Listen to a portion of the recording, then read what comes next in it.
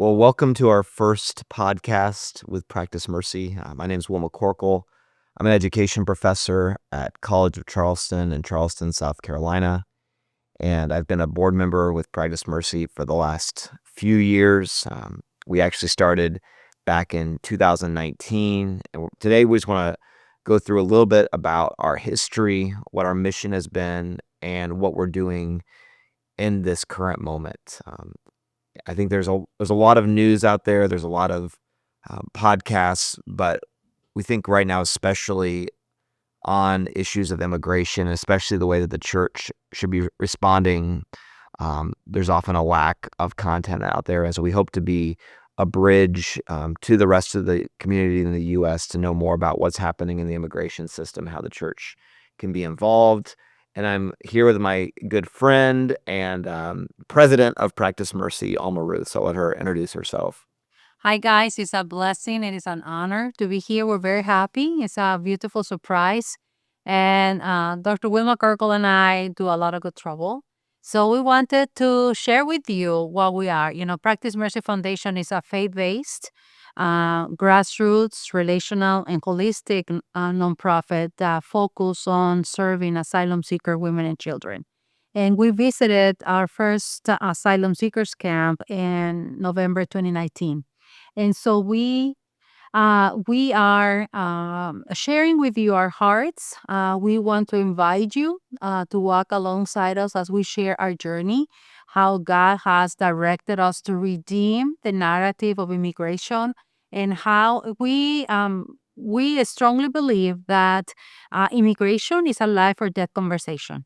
And as people of faith, we should choose life.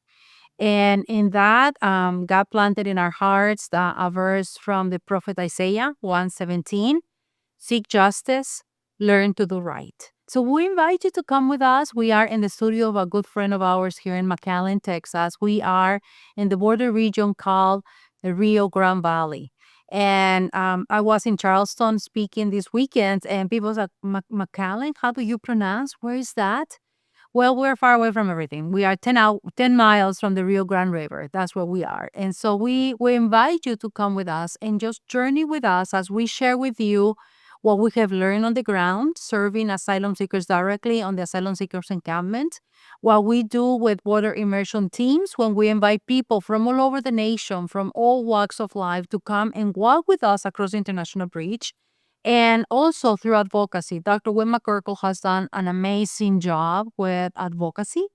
And so we invite you to see how can we choose life? How can we choose joy in what we're doing, and especially in this time in history? So just to give a little bit of background on the situation that we found ourselves in 2019, and even more so where we find ourselves now, I think it's important to give a little background of that history of asylum and refugee policy. And today I don't want to go into too much depth with that. Maybe on future episodes we'll do more of that history lesson. But a lot of it goes back in U.S. history to World War II, when the U.S., and not just the U.S., but other nations like Canada, Cuba, many nations in the West refused to let in Jewish refugees as they were trying to flee from Adolf Hitler. And at the time, it was something like 85% of Protestants said we don't want to let in Jewish refugees, and 80% of Catholics. It was the majority of the country. And we look back on that in a very shameful way, because we know obviously what happened in the Holocaust. And afterwards, the U.S. and the United Nations, they put forth new policies that people have the right to seek asylum, people have the right to flee violence and danger. And we've never upheld it consistently throughout our history. There's been times where if it's a country that we're aligned with, we don't count people that are coming from that country as refugees. This happened in the 1980s with like Guatemala and El Salvador. But there's also been times where we were very open to refugees and asylum seekers from nations like Cuba, which we were in opposition to.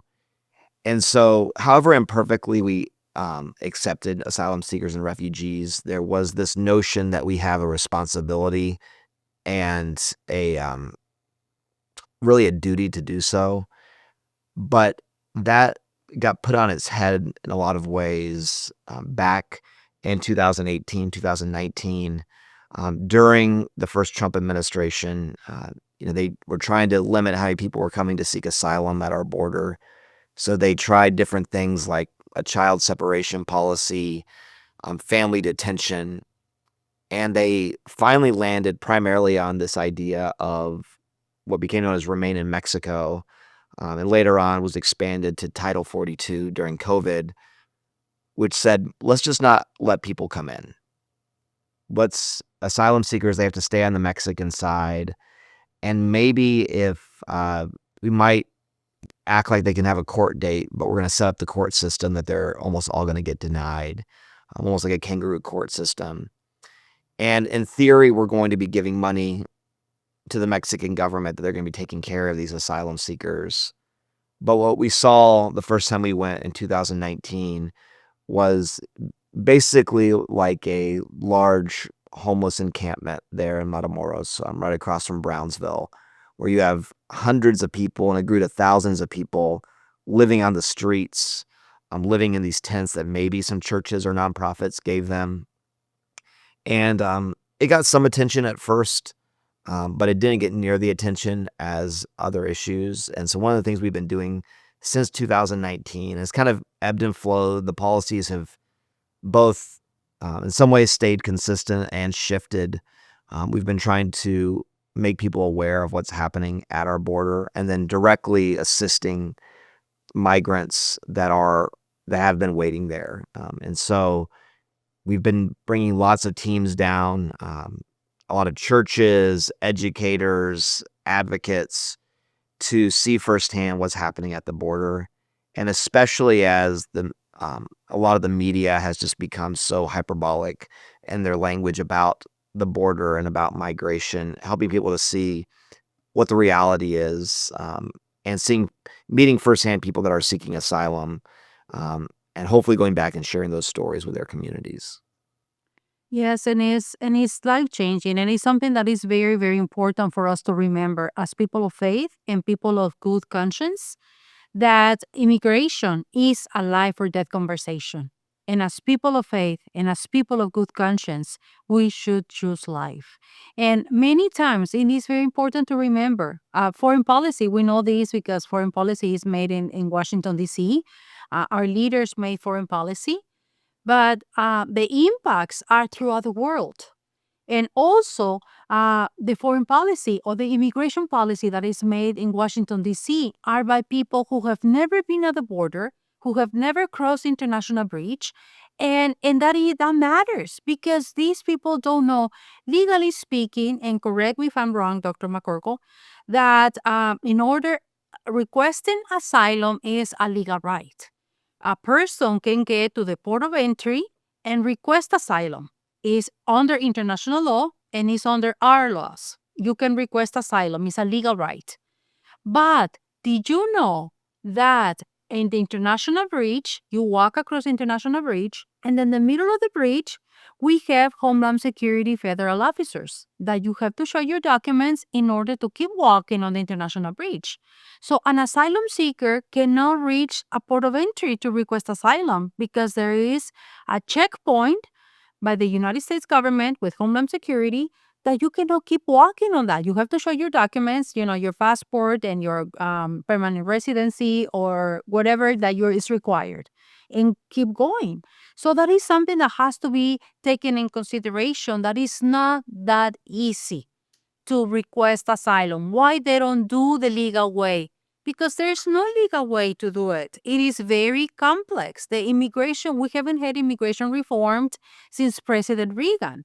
And since President Clinton, we have deterrence by death. I'm going to make it so difficult for you that you will die trying. And did you know that hundreds of people died drowning in the Rio Grande River? And there's no federal agency by either government, Mexico or the United States, that keeps track of the dead. There's a nonprofit at the checkpoint. Do you know we have land checkpoints 100 miles from the Rio Grande River? there's a land checkpoint. We have National Guard soldiers there. We have ICE federal agents. We have Border Patrol agents. We have dogs that are making sure that our borders are safe.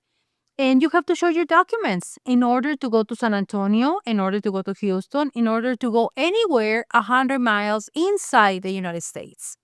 So our borders are secure. I live in McAllen, and I can assure you that our borders are secure. And of course, they should be, because nobody's advocating for open borders. But we're sharing with you what we see on the ground. We live here. I live here in McAllen. I live a few miles from the Rio Grande River. And of course, we want our border secure. And so we're sharing this. There's a checkpoint on International Bridge, and also there's a checkpoint 100 miles from the Rio Grande River that you have to show your documents. So our borders are not open. And also, so these people fleeing horrific circumstances from different nations, from Russia, Siberia, Venezuela, Cuba, all different nations that are coming to our borders seeking refuge for their children. And also that you and I would say we'll do anything for our children is what these people are doing. The majority of the people, I would dare to say 90% of the people we serve are women and children, at least, or young families, are trying to keep their children safe.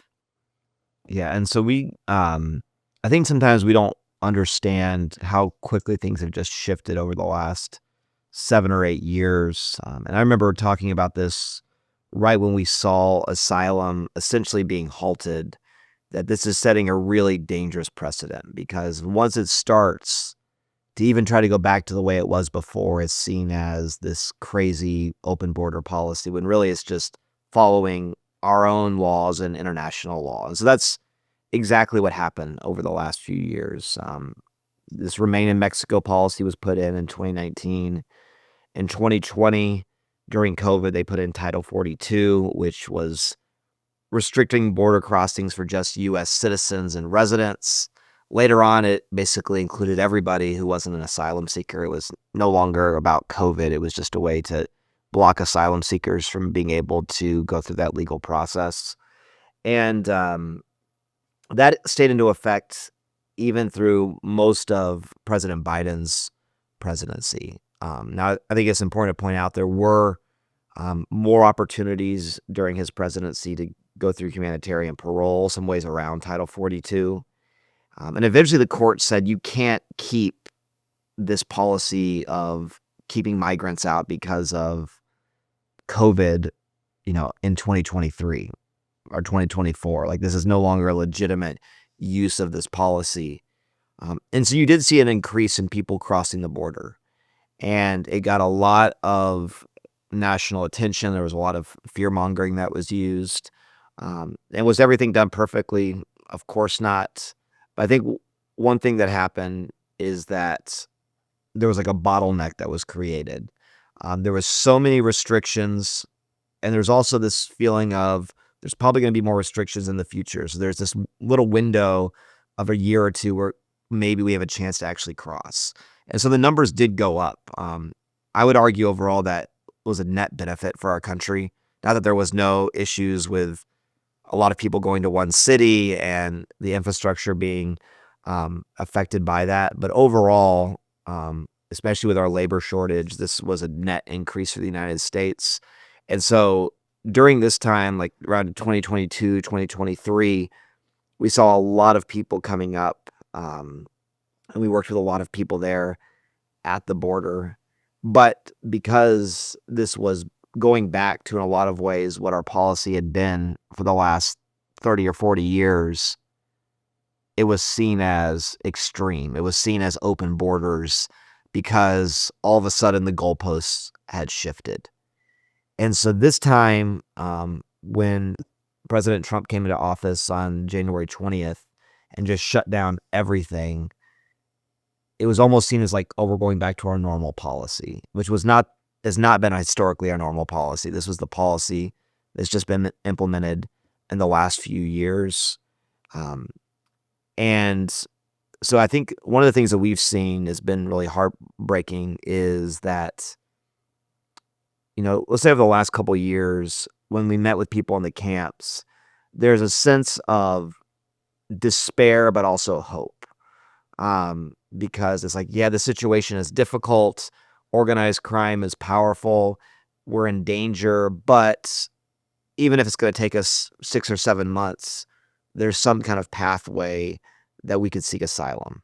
They would have to go through the app, the CBP One app. But now those avenues, those ways to seek asylum legally have been taken away. And so there's a lot of people that are just, and Alma can speak to this, that are just stuck there at the border. They've sold everything they've had in their countries, or they're from countries where they're political dissidents or there's bounty out on their life and they can't go back. And so they're just stuck in these border cities in Mexico like Reynosa, Matamoros, which are very dangerous, and there's really nowhere to go. And in some ways, their stories have been overshadowed and forgotten, especially with everything else going on with immigration in the nation. We were talking about this morning, but it's like you have, in my perspective, these horrific policies that are being put forward that we're going to try to deport unaccompanied minors, that we're going to send people to Guantanamo Bay, that we're going to send migrants to prisons in El Salvador. We're going to make everyone sign up for a registry.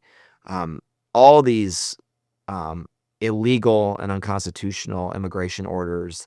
And in some ways, what's happened at the border has almost been forgotten. Like that's kind of the bottom of our list of priorities, even for the American public. And so we want to continue to shed light on this because I think it's an area that's just been overlooked because there is so much going on internally, ICE raids picking up, that we forget what's happening to people that are left here at the border. Yes. And then there's a verse that God has planted in my heart very, very strongly. John 1:5. And the light shines in the darkness, and the darkness cannot overcome it. And now more than ever, we need to let our light shine so people can see our good works and glorify our Father in heaven. And so we have a tremendous opportunity, a historic opportunity to do good, to love mercy, to seek justice, and to walk closely with God and say, hey, God's love is across borders. God's compassion is across borders. And what is my part on this? How can I participate on this life-changing opportunity? Because it's a historic opportunity to save lives, to save human lives. And how can we participate in this? And as people of God, and if we bear His name, we have a tremendous opportunity to say, yes, seek justice and learn to do right. And according to the prophet Isaiah, and even if you are not a person of faith, we have a good opportunity to do the right thing. And so we have an opportunity. We host border immersion teams. We invite you to come and practice an incarnational immersion of what the border is like. You're gonna walk across the bridge with us. You're gonna hopefully meet some asylum seekers on either side of the border. You will learn of the root causes of migration. You will learn about the theology of migration and how can we serve our world and serve God at the same time in a beautiful, beautiful way. Yeah, and as Alma was saying, in some ways, I think this is the moment for the church to wake up. Yes. We've unfortunately been kind of bamboozled slowly into positions and ideas that we never would have imagined 10 years ago. But this is what happens when churches follow a singular leader, and no matter what that leader says, they go down that path. And unfortunately, the ire of a lot of this anger and this resentment has fallen on migrants, and especially asylum seekers. And it's turned us from a country that's, at least in theory, however imperfectly, we were this asylum that, is talked about in the Statue of Liberty, to a nation that is becoming increasingly anti-immigrant and xenophobic. And it's really the church's, at this moment, the church needs to decide, are they going to follow in the ways of Jesus, or are they going to follow a political leader which has a message on immigration and on immigrants that is, in many ways, the very opposite of the message of Jesus. And so this is, I think, a call for the church right now, because we're going to remember what happened in this moment. The future generations are going to remember where the church stood. I think back to what happened in countries like Germany, Spain. I think Spain in particular, right, where the church, especially the Catholic Church, right, just aligned itself with Franco, no matter what kind of human rights abuses he committed. And for the next generations, it was hard for young people to take the church seriously. Right? If you're going to align with such human rights abuses, then why do you, what does your message of Jesus tell us? I was actually listening to an audiobook this week about this in Germany, and it said how the church has continued to preach Christ crucified. This is in the lead up to Hitler's takeover, right? They were preaching Christ crucified all the while the Jews were being crucified in their nation. And so I think that's a point where we have to really examine what's going on. And there's so much going on that it's easy to often check out. I think that's the danger, right? It's just so much happening. But I think being able to reach out to those in your community, whether that's ideally coming to the border with us or reaching out to members of the immigrant community in your local communities, churches, organizations that are getting involved, is more vital now than ever. Yes, but the important part is that we need to do something. It's not the time to stay quiet. It's not the time to do nothing. There is an Irish and British philosopher in the 1800s, Sir Edmund Burke. The only thing necessary for the triumph of evil is for good people to do nothing. The only thing necessary for the triumph of evil is for good people to do nothing. So that is not an option. Whatever you can do it well, do it with joy, like Reverend Eugene Cho says. And so let's do that. Let's make a little impact in the world. And through our grassroots nonprofit, God has saved dozens of human lives. Russian young family traveling with infants from, to our southern border, Mayan Guatemalan women trekking through Mexico to our southern border, Cuban doctors that found the Lord through the Darien Gap. But whatever it is, our participation matters, our voice matters, and we need your voice, your prayers, your support, your visit. We call it ministry of presence. I cannot resolve your situation right now, but I'm right here and I'm praying with you and I'm praying for you. And I'm reminding you that God's love is here, present with you, because God's love is across borders, it's across nations, it's across ethnicity. One of my favorite verses in the last book of the New Testament, in Revelations, it says, "Therefore I saw before the throne people of every nation, every tribe, and every language." That God is a God of diversity, and He loves every nation that is coming to our borders. And what a beautiful and wonderful opportunity that we can share that right now in this time in history. Right. I think not to preach on the podcast here, but I think in this moment too, realizing in Ecclesiastes it talks about there's a time for everything, and realizing the time that we're in right now, because you're going to hear people that are in positions of power throw out Bible verses to try to keep the status quo, or to really justify oppressing especially immigrant populations. The favorite passage that is always used is Romans 13, which was, of course, used by Nazi Germany and was used by the slaveholders and Jim Crow to just obey the authorities, keep quiet. And there's a time and a place, right, for that. There's a time for meekness. There's a time to just live peacefully and peaceably and pray for your leaders. And those are all values that are important. But there's also a time I think of Luke 4 when Jesus calls out the nationalism of the leaders and they try to throw him off the cliff. There's a time to turn over tables. And going back to Revelation, right, there's a time that we have to be very bold in saying, are we going to follow the way of the Lamb or the way of the beast? And I think that's the moment we're in right now. This is a crucial moment because unfortunately, this anti-immigrant movement has been largely been uplifted and supported by those who claim to be following Jesus. And so for Christians of good conscience who see what's going on and say this is wrong, it's not enough to just say we're going to sit back and not get involved.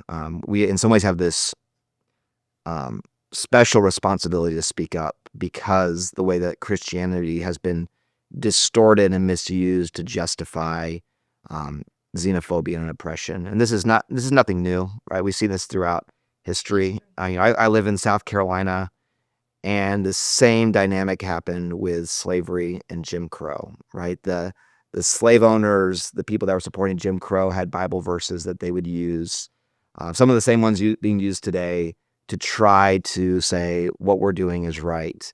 But of course, it goes against the very heart of Jesus because, as we saw also in Luke 4, right, the devil can quote scripture. So being very careful of how that's being used in this moment. Whenever scripture is used by the powerful to justify oppressing others, it's being distorted. Yes, and it's very important that we, I don't know more about American politics, right? It's very complicated. I know just the basics. But you have an elephant and you have a donkey, red and blue. But we invite ourselves, we invite you to follow the ways of the Lamb, and the ways of Jesus. And we invite you to that. And so it's the time. Now is the time. So we invite you. We are on Instagram, Practice Mercy. You can find us there. We have a website, practicemercy.org. And this name is very prophetic. We invite you to practice mercy. Mercy is not earned, it's given by God as a gift to others. So we invite you to practice mercy with us, to come and see us. We promise good Mexican food. And hopefully that's a plus. And so we are on Facebook as well. We have a Facebook page, Practice Mercy. So please join us, practicemercy.org. We appreciate your prayers. We appreciate your support. And something really cool that happened in Charleston to me. We share that we are a faith-based organization and we're grassroots and we need funding, right? Everybody needs funding. And so I have a small group I call my Frappuccino team. These are grad students or college students that give $5 a month. They're Frappuccino. They give $5 a month, $10 a month to our nonprofit. And that has sustained us. That has helped us to sustain us. It's a faithful group. They've been doing it for like a year and a half. And so our Frappuccino team, $5 a month. For our college students, it can matter. So they are doing their little part and making it sustainable. So our heart this year is to make our nonprofit sustainable. And so your help will be highly, highly appreciated. And we're available to speak as well. If you would like any of us in our team, all of us, I'm the founder for Practice Mercy. Dr. McCorkle is a founding member of our board. And the rest of our team are very seasoned people who have served, faith leaders who have helped serve on the field. We go directly to asylum seekers camp on the Mexico side of the border. And we go and look for the women and children that are there. Pregnant women first, women with infants, women with babies. We try to keep track of them so they're safe on a weekly basis. And once they're legally able to cross international bridge, we connect them with churches and nonprofits and organizations that can help them on their immigration journey. And we know the people we serve. So if you think of that is a matter of national security, what we do is a matter of national security because we know the people we serve. We know where they come from. We know what they're doing, where they're going. And Sandra from El Salvador, she's in Boston. Kenya from Honduras, she's in Minneapolis. Jason, Honduras. He's in Miami. They still, if they don't lose our phones, they still keep in contact with us. And what a blessing that is, that the people you serve on the ground, on the dirt, in an asylum seeker camp, that is worse than a refugee camp, because United Nations is not monitoring the camp. It's worse than that. Like Dr. McCorkle said, it's like a homeless camp, everybody for themselves. And so to go there and serve them, what a beautiful way it is. And remember in the Gospel of Matthew 25, what you did to the least of this, you did it to me, Jesus said. So we invite us all to keep heart and to be brave and to keep going what is right. Yeah, and I think, especially, and a lot of people, different people might be listening to this podcast, but especially those who are part of the church, who are Christians, thinking about the people that we serve, and a lot of times they're fleeing because of their faith. And so it's a whole other level of, we're rejecting people that are fleeing because they're being persecuted for their Christian faith. Not that's the only reason we should be accepting people for asylum, but we've worked with people directly. One of the people that we worked with the most was a young pastor from Russia who fled because, as he would describe it, there was a cult of Putin in Russia that the whole Orthodox Church and unfortunately most of the Protestant evangelical church had fallen into. Putin said he's the one for the traditional values. He's the one that's going to go against the liberalism of the West. And a lot of the church just fell straight in line. And so when he spoke out against what was happening in Russia invading Ukraine, there was a choice to basically be beaten, put in prison, or to leave. And people like that are still in a dangerous spot because they've not been granted asylum. There was just a story this past week of Iranian young lady from Iran who converted to Christianity, which can carry the death sentence, and came to the U.S. and was just deported to Panama. Another group of Iraqi Christians. And so looking really hard, I think the American church has to look at itself really hard in the mirror, saying, who are we following and who is our allegiance to? Because if we're okay with Christians from Russia and Iran basically being deported to be killed because of our nationalism, like we've missed Jesus. Like Jesus has nothing to do with that. And there's those dramatic stories, but there's also like the stories you don't hear about, where it might be someone that's refusing to join a gang in Honduras or Guatemala because of their Christian faith, and because of that, they're in danger and they have to leave. And it's another way they're really standing for their faith. It might not be in the same public way that we would think of, but we found a lot of people in that situation. They refuse to join into these systems of violence, and they're seeking refuge. And as the church that has some of the most privileges, if not the most privileges in the entire world, if we don't open our hands to these people, we're in a lot of ways denying the gospel. And did you know that the refugee church will strengthen the faith of the American church in this generation and the generation to come? They've gone through hell. They have held nothing but the Bible and the scriptures and Jesus. I had a pregnant sister in Christ from Haiti. She crossed the Daring Gap pregnant, and they stayed with me because we were, getting ready, finding help for them to go to Florida. And their Bible was all warped, right? And I said, Remy, did you cross the Daring Gap with this Bible? Yes, sister, when we were crossing through rivers, we will pull up the backpack so it won't get wet. And who knows if you and I would endure all the life circumstances that these beautiful people have endured and have our faith so close and so rich. So we invite you to do that. We invite you to consider how the refugee church will strengthen our faith in the American church. And something that really hit me with Dr. McCorkle is, who is our allegiance to?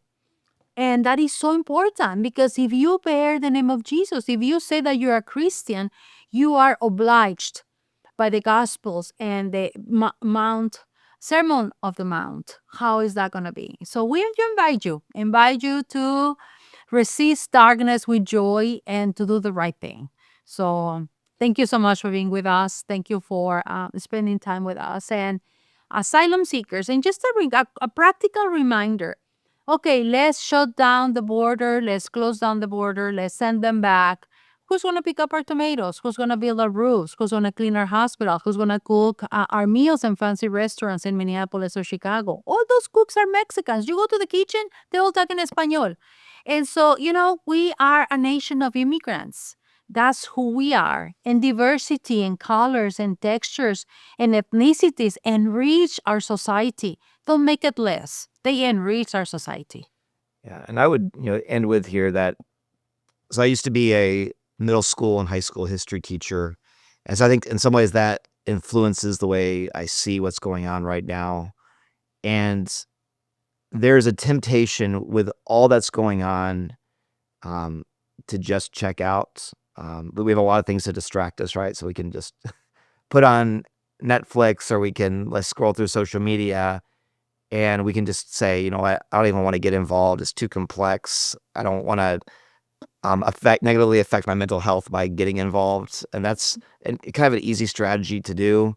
And on top of that, to be honest, a lot of this immigration work is coming under attack, even those who are supporting migrants. The attorney general here in Texas went after Sister Norma, of all people, the Catholic nun here, for helping with immigrant communities, and accused her of human trafficking. And so there's also a sense of like, I don't even want to speak out because there could be repercussions. But what I would encourage y'all in this moment, and something that we have to tell ourselves every day is, when we look back on history, what were we doing in this moment? We always think about looking back at authoritarian governments, what happened in Germany, what happened during the civil rights movement in the South, right? And there was a lot of people that just chose to say, that's too much. I don't want to get involved. Actually, that was the majority of people. The majority of people were not out marching in the streets with Martin Luther King.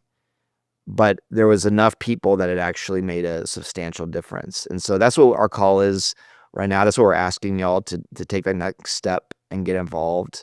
Because it's going to be more tempting than ever to just check out. And that's kind of the strategy that's being used, is let's just throw so much stuff at the wall that people become disoriented, and they don't know where the center of gravity is.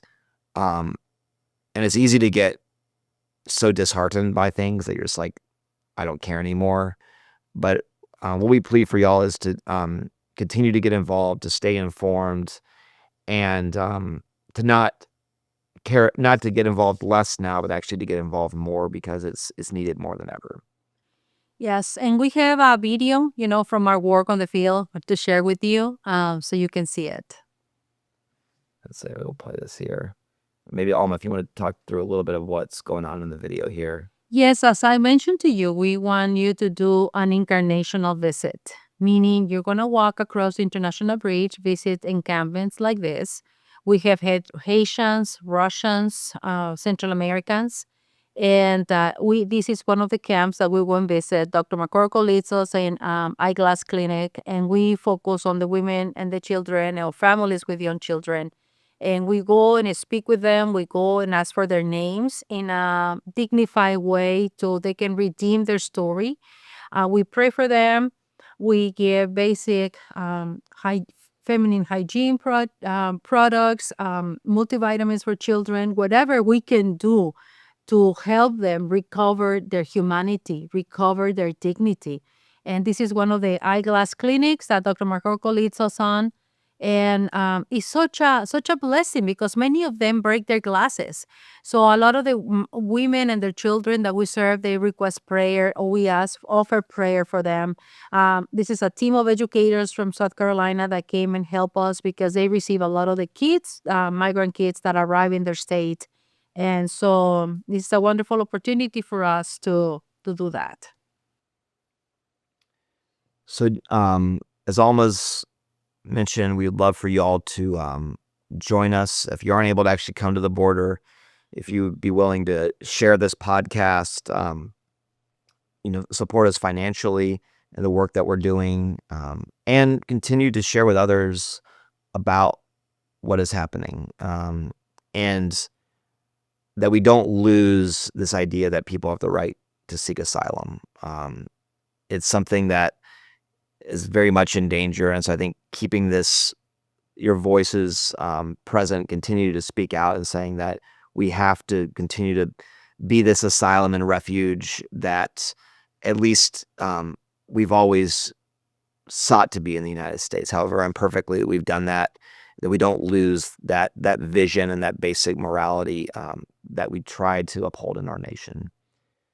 So Alma, I don't know if you had anything else to add. Thank you so much for your time. Thank you so much for our friend that, God has given him the opportunity to launch this studio. It's such a blessing. And he's a leader of faith, a person of faith, and also a professional journalist. So we're so thankful for him. And so thankful for Dr. Will McCorkle. We visited our first asylum seekers encampment for the first time in Thanksgiving 2019, and God changed our lives. And so thank you so much. PracticeMercy.org. We are on Instagram as well. God bless you. God bless.